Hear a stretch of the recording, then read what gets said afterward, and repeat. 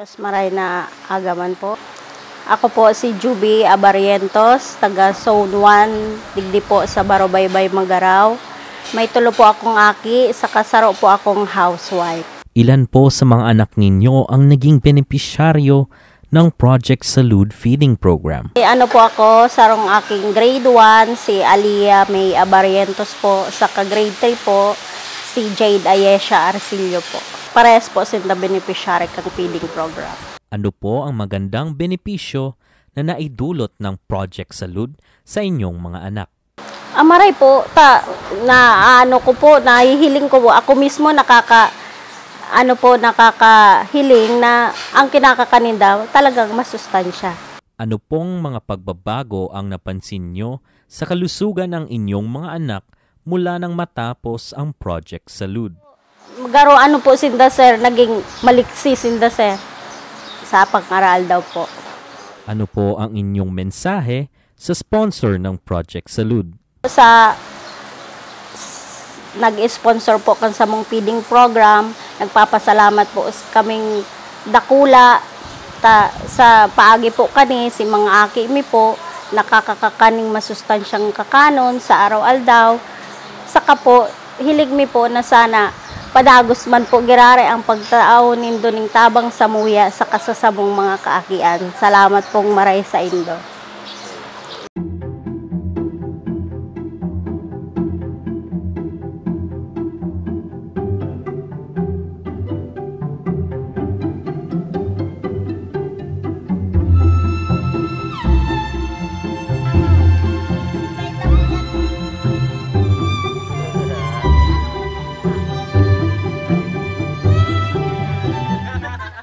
Good afternoon po. I am Mr. Yol El Hermina, the teacher in charge of Barobaybay Elementary School po. Ilan po ba ang mag-aaral sa Barobaybay Elementary School? So the school po is catering a multi-grade classes. So that means po in one teacher they are handling 2 classes po at the same time. And we have 65 total enrollees. And of course, ang aming kasing location is really malayo sa Kabiasnan, and syempre po hindi din siya ganun ka-accessible pagdating po sa mga basic needs like sa hospital, sa market, places na basic talaga na pangangailangan po ng mga tao dito sa barangay. Ano po ang mga hamon na kinakaharap ng mga mag-aaral ng Barobaybay Elementary School pagdating sa kanilang pag-aaral? When it comes to the nutrition, not all has the capacity, especially the parents. Hindi po lahat sila mayroong kapasidad na talaga makapagbigay ng maganda or healthy nutrition po na pagkain para sa kanilang mga anak. That's why po meron talaga mga bata na parang when it comes to learning, nagkakaroon ng delay. And siguro may mga bata na minsan halos nag-absent sila. Ang nutrition really has this effect how the learners learn. Hindi sila masyadong nagiging active. Like in in learning po, hindi sila ganun kabilis mag-isip kasi nga siguro 'di ba, hindi tayo makakapag-isip lalo na kung tayo ay gutom. So kaya kahit si teacher, kahit magaling magturo si teacher, kahit paanong gawin ni teacher, kung gutom tayo or kung gutom ang mga bata, talagang walang mangyayaring retention pagdating po sa kanilang pag-aaral. Yun po.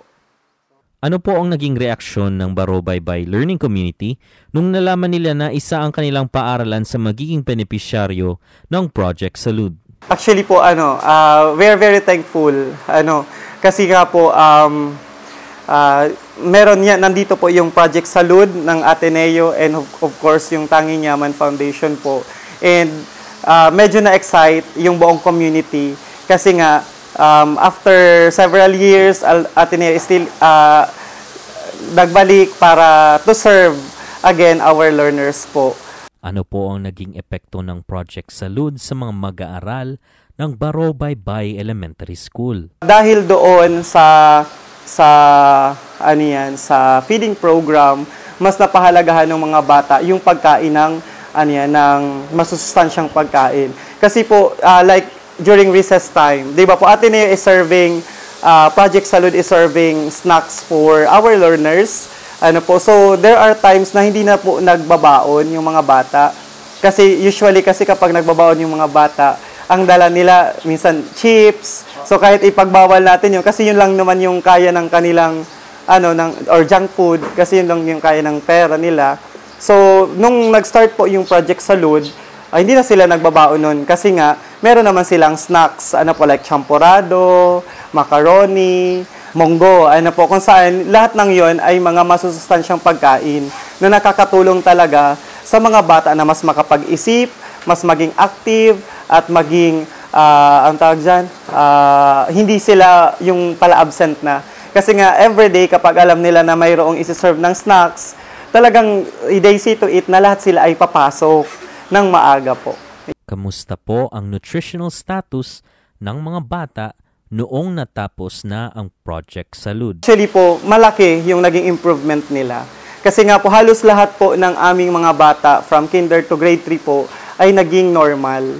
Since na nagsimula yung Project Salud, since na nagsimula yung feeding program para sa kanila.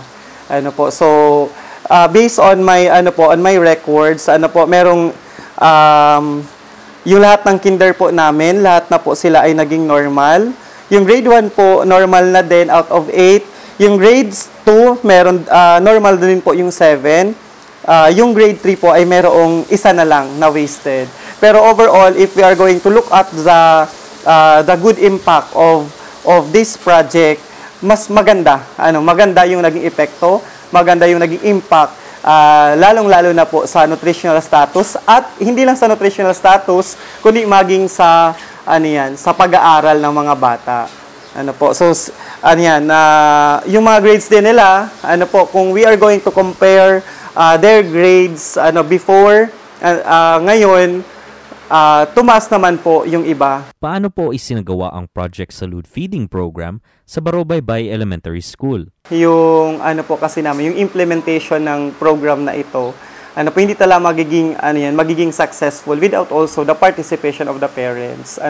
Kasi halimbawa, yung Ateneo, nagsusupply po sila ng commodity sa amin. Pero yung teachers, hindi na talaga kayang magluto para lang ma-serve sa mga bata. And that's the good thing kasi po, yung mga magulang, sila na po yung nag-organize ng kanilang mga groups para po talagang sa schedule nila ay mayroong mag-serve or magpe-prepare po ng ng pagkain para sa kanilang mga anak. Nagdadala po sila ng like malunggay kasi dito sa namin sa school. Meron ng mga malunggay kaya lang halos lahat po kasi ng mga ng feeding po ay nilalagyan talaga natin ng malunggay kasi isa yun sa nakapagbibigay ng masustansyang nakapagbibigay ng sustansya sa ating mga kinakain.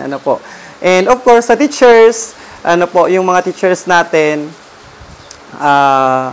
mas nagiging silang aware. Sinasabihan na yung mga bata na, wala nang magdadala ng junk food, kasi meron na tayong snacks, Kaya, siguro isa yon sa mga ipinagpapasalamat ng buong Barobaybay Elementary School Learning Community sa Ateneo and sa Tanging Yaman Foundation po.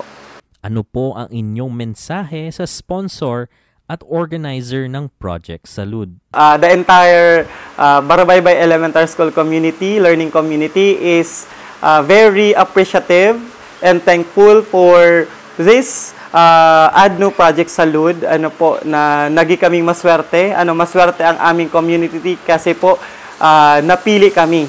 Isa kami sa napili ng Ateneo, lalong-lalo na po ng Tanging Yaman Foundation na makapagbigay ng kanilang feeding program po para sa mga bata.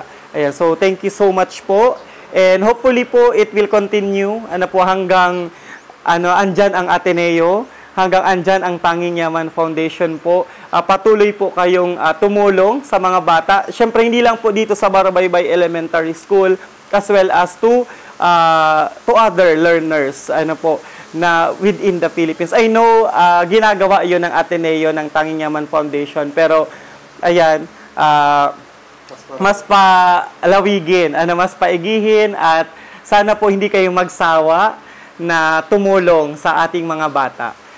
Yan lamang po, at maraming salamat sa inyong project, sa inyong proyekto po, at mabuhay po kayong lahat.